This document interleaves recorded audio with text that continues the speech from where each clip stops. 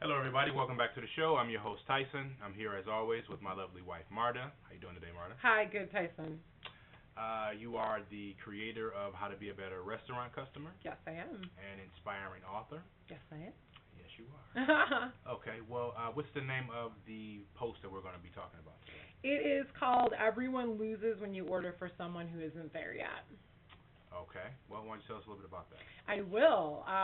Basically, the concept here is people that, you're in a group or, part of a couple or whatever the case may be, and you arrive first and decide to put the order in for the person who's on their way. It's always they're right around the corner, so I'm going to put this in, or they're on, they're on their way, so I want to put this order in for them. And I understand the theory behind that, but it's a bad idea in actuality. And with my years of experience with this, I can guarantee you that at least 90% of the time, that turns out badly. Okay. Well, how does it turn out badly? Well, it can turn out badly a couple of ways, and the first way is that people, they're rarely as close as they say they are. I mean, they're just rarely as close as they say they are, and they think that they're 5 minutes away, or they think that they're 10 minutes away, but they're not.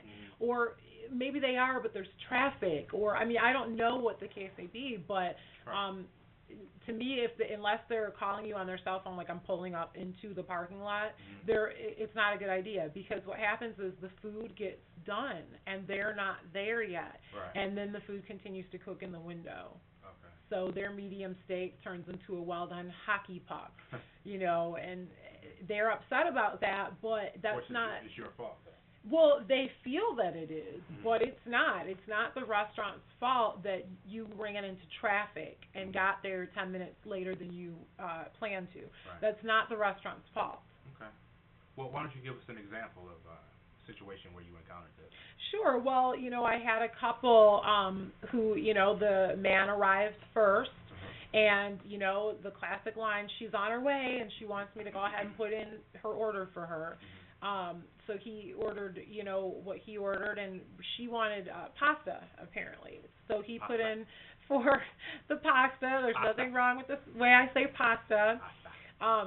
So he ordered her pasta. Now, I explained to him, I said, sir, I don't recommend that. I said, because when our pasta's done, it needs to be served right away. And if she's not here for whatever reason, it'll dry up and it'll be really disgusting. Oh, no, because she's on her way. She's on her way. I want to put this in. She wants me to put it in. I want to put it in. All right, sir. So I went ahead and put it in. But what I did as well, which is something that I recommend all servers do in any kind of situation that you think might turn out badly, or even has the possibility to turn out badly, I went to my manager, who happens to be Tyson. At that time, Tyson, for a period of about 4 to 6 months, was a manager at the restaurant I was waitressing at. So this happened during that particular period of time. So I went to Tyson, and I told him, that this guy is ordering this pasta for this woman that isn't here. I told him that I advised against it, and I told him that the gentleman insisted on ordering it. So Tyson was aware of what was going on with that table as the manager. Right. Yeah. So, it happened exactly as you would think. She ran, much later than I guess either one of them thought she was running. Her pasta, by the time she got there, had been done for, a good 10 minutes, if not longer, 10, 15 minutes, and it had been in under the, in the window the whole time. And it was disgusting. She saw it, and she said, this is disgusting, and she was absolutely right. Pasta that sits under a window for 15 minutes is gross. And she told me, that she demanded another pasta, and I told her, I said, I can't do that. And I even, briefly went into the fact that I had kind of explained to her date or her companion that this might happen. But she didn't care. She didn't want the disgusting pasta, so she asked to speak to the manager. If I remember correctly, they ended up paying for another pasta.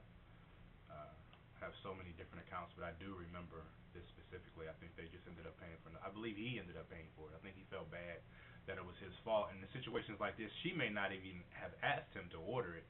He may have just wanted to, I don't know, I don't know. Take care of her. Like, look, baby, I got the pasta Right, you you know, always like for you. You know, and it's already here if you just pulled up or whatever. But I think he ended up feeling responsible and eventually took care of it. So, but Which I hate to say it, but he was, because I, really made every effort to get him to not put that order in. right.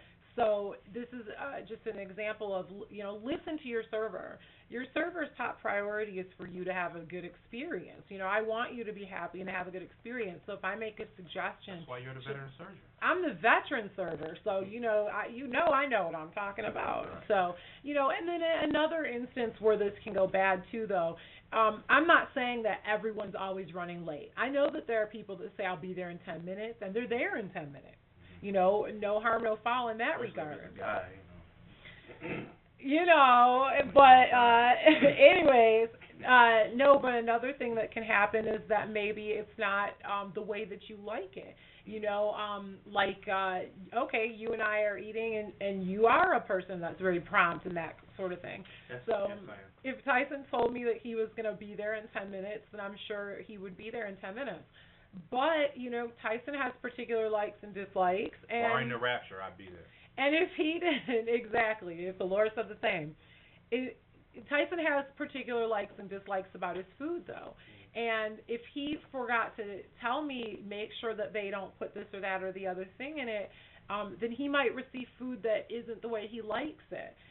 I didn't know to tell them. Obviously I know everything that Tyson likes and dislikes. But if I wasn't such an incredible wife, then I might, he doesn't remind me to tell them no tomatoes and light mayonnaise and da-da-da-da, and I don't tell them that, and then his, burger arrives and it's covered in tomatoes and slathered in mayonnaise. Oh, my goodness. He's going to be grossed out. Tyson can't stand tomatoes, and a lot of condiments of any kind just disturb him. So, he would be upset, and he might very well want another hamburger, but that's not the restaurant's fault if we forget to tell them no tomatoes, no mayonnaise. So another problem is that if for whatever reason the special instructions aren't conveyed and the person wants something, new because they're disgusted by it, but again, that's not the restaurant's fault. Right.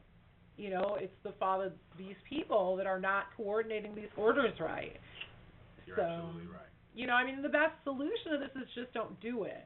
As enticing of a concept as it seems to be to people to order for the person that isn't there, just don't do it. It's everybody loses. Everybody loses. Just saying. Just saying. Okay. All right. Well, on a lighter note, how's your week been? It's been good. It's been very good in most regards. Obviously, always our marriage is a wonderful thing, and being in the Lord is a wondrous thing. Yes, and yes, so in that regards, my life is always great. Been having a few struggles getting the new website off the ground, but that's going along great. That's good. My restaurant is switching ownership, and that's kind of going a little strangely, but we're hanging in there. Okay. So. Okay. Mm-hmm. All right. Well, anything you want to say to your fans before we cut out? You guys are awesome. I love you. Just, stick with us. The website, with the move and everything, it's a better move, so I know it's a little inconvenient. Thanks for, sticking with us, and continue to, comment and continue to come to the chat. Yeah, definitely. Come to the chat. Absolutely. Mondays, 7 to 8 p.m. Eastern Standard Time. We always have a great time. Yeah. So. They're not always talking about restaurant stuff either, so you guys are more than welcome to talk about just about anything you want. We start out talking about restaurant stuff, but it kind of evolves, And I love my husband, so I'm always inspired to talk about different things about him and how awesome he is. So that happens from time to time. And if you want to hear stories about Tyson as a 1.5-year-old baby climbing out of a window in his diapers and going to his grandmother's house. That's all the time we have, folks. Thanks for coming out. God bless you. Good night. Come to the chat. We love you. Bye.